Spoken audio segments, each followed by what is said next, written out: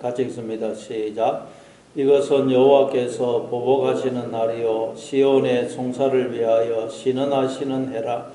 에돔의 시내들은 변하여 역청이 되고 그 뒷걸은 유황이 되고 그 땅은 불붙는 역청이 되며 낮에나 밤에나 꺼지지 아니하고 그 연기가 끊임없이 떠오를 것이며 세세에 항모하여 그리로 지날 자가 영영이 없겠고 당아새와 고선도치가 그 땅을 차지하며 부엉이와 까마귀가 거기에 살 것이라. 여호와께서 그 위에 혼란의 줄과 공허의 추를 들이우실 것인저 그들이 국가를 여려 하나 하여 기인들을 부르되 아무도 없겠고 그 모든 방백도 없게 될 것이요 그 궁궐에는 가시나무가 나며 그 견고한 성에는 은근기와 세품이 자라서 성냥이의 굴과 타조의 처소가 될 것이니 덜 짐승이 이리와 만나며 수염소가 그 동류를 부르며 올빼미가 거기에 살면서 쉬는 처소로 삼으며 부엉이가 거기에 깃들이고 알을 낳아서 그 그늘에 모으며 솔개들도 각각 제 짝과 함께 거기에 모이리라. 너희는 여호와의 책에서 찾아 읽어보라. 이것들 가운데서 빠진 것이 하나도 없고 제 짝이 없는 것이 없으리니 이는 여호와의 입이 이를 명령하셨고 그의 영이 이것들을 모으셨음이라. 여호와께서 그것들을 위하여 제비를 뽑으시며 그의 손으로 줄을 띄어 그 땅을 그것들에게 나누어 주셨으니 그들이 영영이 차지하며 대대로 거기에 살리라. 아멘. 예, 하나님께서 에돔으로 대표되는 열국을 심판하시는 장면을 살펴보고 있습니다. 열국의 대표로 에돔이 등장하는데 이 에돔은 바로 야곱의 형 에서의 후손이라고 그랬죠. 그래서 이 이스라엘 백성들의 혈육입니다. 혈육. 그래서 가까이 살았는데 늘 이스라엘 백성들을 시기하고 질투하고 아수르가 와서 공격할 때 그냥 구경하고 쳐다보고 좋다고 박수치고 바벨론이 남유다를 공격할 때는 함께 남유다를 공격해서 약탈을 했습니다. 그래서 이제 이 에돔을 하나님이 열국의 대표로 언급을 하시면서 에돔을 심판하여 당신의 백성들을 구원하시겠다고 그래요. 그러니까 이 에돔은 바로 우리 속에 있는 옛사람, 죄를 상징하는 것입니다. 하나님 우리의 옛사람을 심판하여 우리를 구원하시겠다는 말씀입니다. 그래서 8절에 보니까 이것은 여호와께서 보복하시는 날이요 시온의 송사를 위하여 신원하시는 해라. 앞에서 살펴본 이것들은 하나님께서 보복하시는 날이라는 바로 하나님의 자녀를 괴롭히는 원수를 보복한다는 거죠. 그 원수가 누굽니까? 나를 미워하고 힘들게 하는 그 사람이 아니고 그 사람 뒤에서 조종하고 있는 바로 악한 영, 마귀, 사탄이고 죄고 사망입니다. 그래서 사도 바울은 고린도전서 15장 26절에서 맨 나중에 멸망받을 원수는 사망이라 그러죠. 맨 나중에 멸망받을 우리의 원수는 누구냐? 사망이라는 사망. 그리고 이 사망의 실체를 언급을 하기를 고린도전서 15장 55절 이하에 보니까 사망아 너의 승리가 어디 있느냐? 사망아 내가 쏘는 것이 어디 있느냐? 사망이 쏘는 것은 죄요 죄의 권능은 율법이라. 우리 주 예수 그리스도로 말미암아 우리에게 승리를 주시는 하나님께 감사하노니 그러므로 내 사랑하는 형제들아 견실하며 흔들리지 말고 항상 주의 일에 더욱 힘쓰는 자들이 되라. 이는 너희 수고가 주 안에서 헛되지 않은 줄 알미라. 하나님께서 우리의 원수인 죄, 사망을 심판하여 우리를 지금 구원하고 계시다는 것입니다. 그래서 때로는 고난을 당하고 하나님이 나를 심판하시는 것 같은 그런 어려움과 환난을 당한다 할지라도 낙심하지 말고 흔들리지 말고 항상 주의 일에 힘쓰라고 말씀하고 있습니다. 하나님 우리를 좀 구원하고 계신다는 거죠. 예, 그러니 여러분 무슨 일을 만나든지 하나님이 지금 나를 구원하고 계신다, 복을 주고 계신다 하는 것을 기억하셔서 열심을 내시는 강하고 담대하시는 여러분 되시기를 바랍니다. 그리고 시온의 송사를 위하여 신원하시는 해라. 시온, 하나님의 자녀들을 가리킵니다. 하나님께로 돌아온 하나님과 하나 된 그 상태를 시온이라 그러는데, 송사, 그런 건 소송을 걸었다는 거예요. 소송. 억울합니다. 원수를 갚아주십시오. 소송을 걸었다는 거예요. 거기에 대해서 하나님이 신원한다는 거예요. 억울함을 지금 풀어주시는 해라는 거예요. 요한계시록 6장 9절에 보니까 다섯째 인을 떼실 때에 내가 보니 하나님의 말씀과 그들이 가진 증거로 말미암아 죽임을 당한 영혼들이 제단 아래에서 큰 소리로 불러 이르되 거룩하고 참되신 대주제여 땅에 거하는 자들을 심판하여 우리 피를 갚아주지 아니하시기를 어느 때까지 하시려 하나이까. 땅에 있는 자들을 심판해서 우리의 피를 갚아주지 아니하시기를 어느 때까지 하시려 하나이까. 그렇게 하나님 앞에 송사를 합니다. 소송을 겁니다. 거기에 대해서 하나님이 이제 억울함을 풀어주시는 해라는 것입니다. 근데 여기 해가 나오죠. 해. 억울함을 풀어주시는 해가 여러분 뭐죠? 희년이죠. 희년. 희년이 되면 종되었던 자들이 자유를 얻어서 집으로 돌아가게 되고 모든 땅과 집들이 원래의 주인에게로 돌아가게 됩니다. 그러니까 하나님께서 우리의 이 억울함을 어떻게 풀어주신다고요?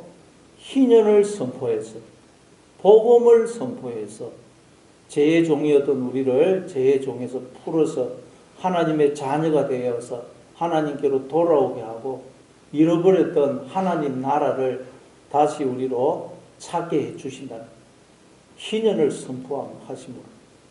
그래서 예수님이 오셔서 희년을 선포하셨죠. 우리는 하나님의 자녀라는 것입니다. 그래서 우리는 날마다 여러분 이 복음을 우리는 늘 들어야 되고 희년을 선포해야 됩니다. 나는 하나님의 자녀다. 하나님이 나와 함께 하신다. 그래서 하나님이 언제나 나를 지키시고 선한 길, 진리의 길로 인도하고 계신다. 이것도 나한테 손해가 아니다. 모든 일을 합력하여 하나님의 선을 이루고 계신다. 계속 희년을 우리는 선포해야 됩니다.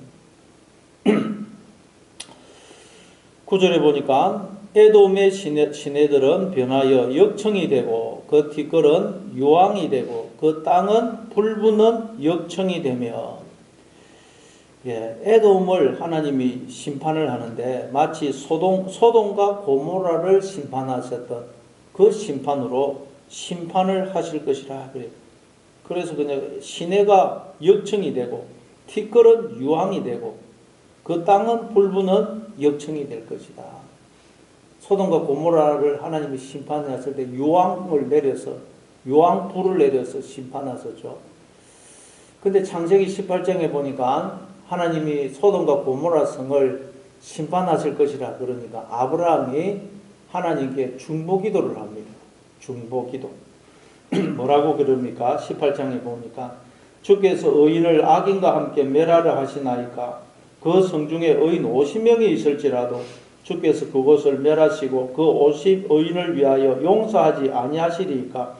주께서 이같이 하사 의인을 악인과 함께 죽이시면 부당하오며 의인과 악인을 같이 하심도 부당하니이다. 세상을 심판하시는 이가 정의를 행하실 것이 아니니까.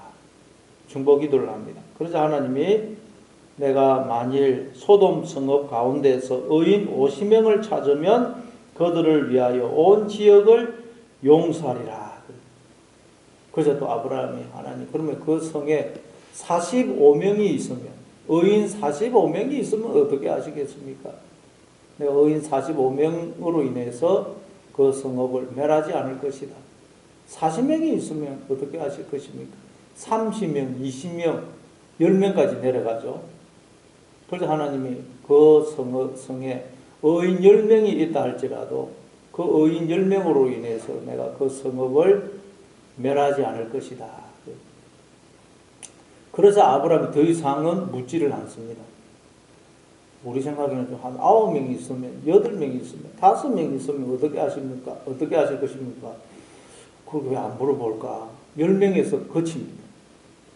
왜 그럴까요? 아브라함은 그렇게 하나님께 기도하다가 이제 하나님의 마음을 알게 된 것입니다. 진리를 깨닫게 된 것입니다. 그게 뭘까요? 악인은 반드시 심판받는다는 거예요. 악인은. 그러나 의인은 악인과 함께 심판받지 않는다는 거예요. 의인이 있으면 의인은 절대 악인과 함께 심판받지 않습니다. 그러니까 그 소돔과 고모라 성에 의인이 한 명이라도 있다면 그 의인 한 사람 때문에 소돔과 고모라 성은 심판받지 않는 것이구나. 이 아브라함은 깨달은 것입니다. 그런데 문제는 무엇입니까? 아브라함이 기도하다가 보니까 문제는 이 세상에는 의인이 한 사람도 없다는 사실이에요. 의인이 한 명이라도 있으면 그 의인 때문에 소돔과 고모라 성은 멸망을 안 받는데 가만히 기도하다 보니까 이 세상에는 의인이 하나도 없어요. 그 조카 롯도 의인이 아니고 아브라함 자신도 의인이 아닙니다. 가나안 땅에 그 약속의 땅에 흉년이 왔다고 애굽으로 내려가고 거기서 자기 부인을 누이라고 속여가지고 빼앗길 뻔하지 않았습니까? 그 자기도 의인이 아니고 이 세상에 의인이 하나도 없는 것입니다. 그래서 하나님이 의인이신 예수님을 우리에게 보내주신 것입니다. 그래서 우리는 예수님과 함께 있으면 예수님 때문에 심판을 안 받는 것입니다. 예수님만으로 도망가야 됩니다. 예수님만으로. 의인은 있으면 그 심판을 안 받지만 의인이 없으면 악인은 반드시 심판을 받습니다. 그래서 하나님은 우리를 예수님 안으로 들어가도록 하기 위해서 심판을 행하시는 것입니다. 그래 우리가 예수님 안으로 들어가는 것입니다. 들어가게 되거든요. 그래서 심판이 내려지면 바로 우리의 이 예수님 바깥에 있는 우리의 이 옛사람, 그 사람은 심판을 받고 예수님 안에 들어가서 하나가 된 우리는 새 사람으로 거듭나게 돼. 예수님과 하나 된 새 사람으로 거듭나게 되는 것입니다. 그래서 고린도후서 4장 16절에 보면 그러므로 우리가 낙심하지 아니하노니 우리의 그 사람은 후패하나 속 사람은 날로 새로워지도다. 우리가 지금 심판을 당하는 것 같고 환난을 당하지만 우리는 무슨 일을 만나든 낙심하지 않는 것은 우리는 그 사람은 날마다 후패하지만 속 사람은 날마다 새로워지기 때문에 낙심하지 않는다. 그렇게 말씀하는 것입니다. 자, 그리고 이제 10절부터 쭉 15절까지 하나님이 에돔을 심판하셔서 그 황폐화된 에돔을 쭉 묘사를 합니다. 10절에 보니까 낮에나 밤에나 꺼지지 아니하고 그 연기가 끊임없이 떠오를 것이며 세세에 항모하여 그리로 지날 자가 영영이 없겠고 당아새와 고슴도치가 그 땅을 차지하며 부엉이와 까마귀가 거기에 살 것이라. 여호와께서 그 위에 혼란의 줄과 공허의 줄을 들이우실 것인즉 그들이 국가를 이으려 하여 기인들을 부르되 아무도 없겠고 그 모든 방백도 없게 될 것이요 그 궁궐에는 가시나무가 나며 그 견고한 성에는 은근기와 새품이 자라서 성냥이의 굴과 타조의 처소가 될 것이니 들짐승이 이리와 만나며 수염소가 그 동료를 부르며 올빼미가 거기에 살면서 신은 처소로 삼으며 부엉이가 거기에 깃들이고 알을 낳아서 그 그늘에 모으며 솔개들도 각각 제 짝과 함께 거기에 모이리라. 그래. 예. 실제로 이 에돔은 바벨론에 의해서 남유다가 멸망당한 뒤 4년 뒤에 바벨론이 저 에돔이라는 나라가 굉장히 보니까 잘 사는구나 해가지고 이 남유다를 멸망시키고 난 4년 뒤에 바벨론이 에돔을 쳐들어옵니다. 근데 에돔이 아주 이 요새가 나라가 아주 그냥 이 지형이 그냥 이 외적의 침입에 대비하기 좋은 그런 요새고 또 나라가 부유하고 군사력이 강해가지고 굉장히 버텨요. 그래서 바벨론이 화가 나가지고 나중에 정복하게 되자 남녀노소를 가리지 않고 다 죽여버립니다. 그래서 처절하게 이 에돔이 멸망을 당하게 됩니다. 그걸 쭉 지금 설명을 하고 있어요. 근데 거기 보니까 재미있는 게 11절에 보니까 여호와께서 그 위에 혼란의 줄과 공의의 줄을 들이우실 것인지 그리고 혼란의 줄과 공의의 줄을 들이우실 것이라. 이 혼란이라는 말이 토후인데 혼돈이란 뜻입니다. 그리고 공허, 보후. 창세기 1장 2절에 보니까 땅이 혼돈하고 공허하며 흑암이 깊음이 있고 하나님의 신은 수면 위에 운행하시니라. 거기서 혼돈이 토후입니다. 여기 혼란이라고 되어 있는데 토후 그리고 공허, 보후, 공허라고 되어 있죠. 그러니까 하나님이 땅을 청량을 해보니까 땅이 혼돈하더라는 것입니다. 혼돈이라면 질서가 없고 뒤죽박죽이 되어 있다는 거예요. 그리고 공허하더라는 거예요. 아무 내용물이 없더라는 거예요. 텅 비어 있더라는 거예요. 하나님이 땅을 청량을 해보니까 땅이 혼돈하고 질서가 없고 뒤죽박죽이 되어 있고 아무 내용물이 없더라는 거예요. 그래서 하나님이 계속 이제 거기에다가 그 땅에다가 질서를 부여하시고 내용물을 집어넣죠. 그게 여러분 엿새 동안의 창조 사역 아닙니까? 그렇게 해서 하나님이 그 땅을 온전케 회복을 시키십니다. 마찬가지로 하나님이 우리를 청량을 하시는 청량. 혼돈의 줄과 공의의 줄로 가지고 청량을 하면 우리가 여러분 내 인생이 혼돈하고 공허한 것으로 드러나게 된다. 질서가 없고 인생이 내 모든 게 뒤죽박죽이고 아무것도 내용이 없는 텅 빈 인생으로 드러나게 됩니다. 그렇게 해서 우리로 하나님만 바라보고 믿고 의지하게 해서 우리 인생에 질서를 부여시키시고 우리 인생에 내용물을 생명을 집어넣어서 우리를 회복시키시는 것입니다. 그래서 우리가 인생을 살다 보면 여러분 내 인생이 혼돈하고 공허한 것을 경험하는 것입니다. 질서가 없고 모든 것이 뒤죽박죽이고 어떻게 해야 될지 모르고 텅 비어 있는 것과 같은 그런 경험을 한다는 것입니다. 우리 성도는 반드시 그 경험을 합니다. 그래야 하나님만 바라보고 의지하기 때문에 그렇게 해서 우리를 회복시키신다는 것입니다. 그런데 이제 또 재미있는 게 16절에 보면 너희는 여호와의 책에서 찾아 읽어보라. 이것들 가운데서 빠진 것이 하나도 없고 제짝이 없는 것이 없으리니 이는 여호와의 입이 이를 명령하셨고 그의 영이 이것들을 모으셨습니다. 이걸 흔히 하나님의 말씀은 짝이 있다. 거기 보면 여호와의 책에서 찾아 읽어보라. 이것들 가운데서 빠진 것이 하나도 없고 제짝이 없는 것이 없으리니 되어 있죠. 그래서 하나님의 말씀은 다 짝이 있다. 그러니까 이해가 안 되는 구절이 있으면 그 구절과 짝이 되는 다른 구절을 통해서 그걸 이해를 하면 된다. 그런 이야기를 많이 합니다. 그러나 여러분 이건 원문을 읽어보면 여기서 이것들이 빠진 것이 없고 짝이 없다. 이건 앞에서 나온 짐승들을 가리킨다는 걸 알 수가 있어요. 여호와의 책이 세페르인데 이 세페르는 남성 단수 명사입니다. 근데 이것들은 여성 복수형 그 단어입니다. 그러니까 여호와의 책을 가리키는 게 아닙니다. 그래서 이것들은 그러니까 뭘 가리키냐? 앞에서 계속 언급하고 있는 짐승들을 가리키는 짐승들.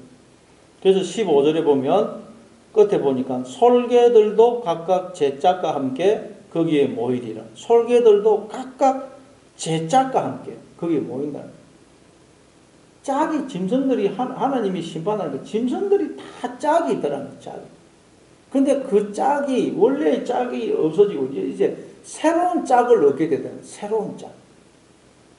자, 이게 여러분 도대체 이걸 가지고 무슨 말을 하는 걸까요? 짐승들이 다 짝이 있죠. 이 세상에 존재하는 짐승들 짝이 없는 짐승이 뭐가 있겠어요? 다 짝이 있습니다. 근데 짐승들이 다 짝이 있다. 그 말을 뭐 모르는 사람이 누가 있고 그게 도대체 우리한테 오늘 무슨 의미가 있을까요? 창세기 2장에 보니까 하나님께서 아담에게 짐승들의 이름을 짓게 하시죠. 짐승들 이름을 지으려면 짐승들을 자세히 살펴봐야 됩니다. 그래서 이 특성에 맞게 이름을 지어줘야 됩니다. 근데 아담이 이름을 지어주려고 짐승들을 자세히 살펴도 짐승들 중에서는 자기의 짝을 찾을 수가 없어요. 자기의 짝이 없어요. 짐승들에는 자기 짝이 안 돼요. 그래서 하나님이 아담의 짝을 만들어 주시죠. 하와를 만들어 주세요. 짝으로, 배필로 만들어 주십니다. 근데 그 배필이라는 말이 히브리어로 에제르인데 나중에 보니까 하나님을 두고 우리의 에제르라 그래요. 하나님은 우리의 힘이시라, 도우시는 이시라 할 때 그게 에제르입니다. 하나님이 우리의 에제르가 되신다. 배필이 되신다. 그러니까 여러분, 하나님은 우리를 하나님의 배필로 지었었다는 거예요. 왜냐하면 그렇게 해서 우리를 하나님의 그 생명과 신성한 성품과 모든 것에, 하나님의 모든 것에 우리를 참여케 해 주시려고 하나님이 우리를 하나님의 배필로 지으신 것입니다. 그래서 하나님이 우리의 배필이 되어 주심으로 우리가 지금 이렇게 하나님의 생명과 신성한 성품과 모든 것에 참여하는 자로 이렇게 존재하게 된 것입니다. 그랬더니 인간들이 하나님을, 나의 배필이신 짝이신 하나님을 버리고 다른 것을 자기의 짝으로 끌어당기더라. 하나님을, 다른 것을, 세상을 자기의 짝으로 끌어당기더라. 그랬더니 인간들이 짐승처럼 되어버리더라. 짐승처럼. 하나님이 우리의 머리가 되신데 하나님을 떠나면 우리는 머리가 없는 존재, 가짜 머리를 가진 존재가 되는 것입니다. 가짜 머리. 그래서 짐승이 돼요. 성경에 보면 짐승이라는 짐승에 대해서 언급이 얼마나 많이 나옵니까? 다니엘서 4장에 보면 느부갓네살이 7년 동안 짐승의 마음을 품고 들에 가서 짐승처럼 살죠. 왜? 하나님을 버리고 엉뚱한 걸 짝으로 끌어당기면 짐승처럼 되는 거죠. 우리를 이야기하는 것입니다. 그래서 우리가 다 지금 짐승처럼 사는 것입니다. 사람들이 짐승처럼. 그런데 이제 하나님이 심판을 통해서 우리에게서 이 가짜 짝들을 다 쫓아내시고 하나님이 우리의 짝이 되어 주시게 됩니다. 짝이. 세상과 우리를 분리시키는 것입니다. 그래서 여러분 짝이 되어 있는데 그걸 쪼개내려니 얼마나 아프겠어요. 너무너무 고통스러운 거죠. 그래서 우리가 여러분 인생을 살려면 너무너무 힘이 들고 고통스러운 거죠. 왜냐하면 세상과 짝이 되어 있던 우리를 분리시키고 뜯어내시고 하나님이 우리의 짝이 되시는 그 과정을 통과하는 거죠. 그렇게 해서 이제 하나님이 우리의 짝이, 배필이 되어 주신다는 거죠. 지금 그 이야기를 하는 그 이야기. 그래서 17절에 보니까 여호와께서 그것들을 위하여, 그것들도 여성 복수형 단어입니다. 그것들. 그러니까 앞에 나온 짐승들, 우리를 가리키고 우리. 우리가 다 하나님과 짝이 되어야 되는데 엉뚱한 것과 짝이 되어서 짐승처럼 되어 있다는 것입니다. 여호와께서 그것을 위하여 제비를 뽑으시며 그의 손으로 줄을 띄어 그 땅을 그것들에게 나누어 주셨으니 그들이 영원히 차지하며 대대로 거기에 살리라.